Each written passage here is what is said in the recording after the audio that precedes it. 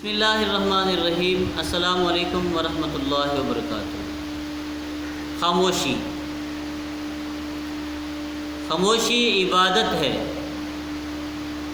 بغیر محنت کے۔ نمبر 2، خاموشی ہیبت ہے بغیر سلطنت کے۔ نمبر 3، خاموشی قلعہ ہے بغیر دیوار کے۔ نمبر 4، خاموشی فتح یابی ہے بغیر ہتھیار کے۔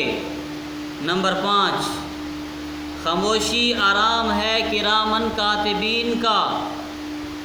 نمبر 6، قلعہ ہے خاموشی مومنین کا۔ نمبر 7، خاموشی شیوا ہے عاجزوں کا۔ نمبر 7، دبدبا ہے حاکموں کا۔ نمبر 8، مخزن ہے حکمتوں کا۔ اور نمبر 2، جواب ہے جاہلوں کا۔ اب بتاؤ خاموشی کیا نہیں؟ خاموشی ہے تو ہیبت ہے، خاموشی ہے تو فتح ہے، خاموشی ہے تو محنت ہے، ہمیں خاموشی ہے تو کامیابیاں ہیں۔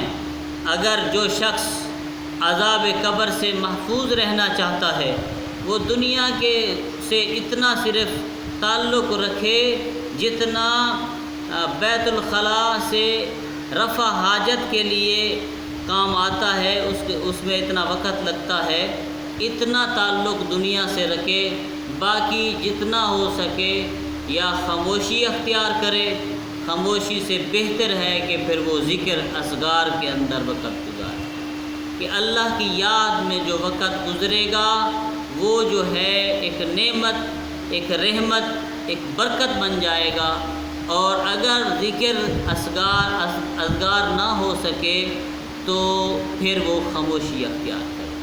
وہ خاموشی اختیار کرے گا، اسے عزت، اسے ہیبت، اسے دہشت، اسے مقام، اسے درجہ خاموشی کی وجہ سے اللہ عطا فرما دے۔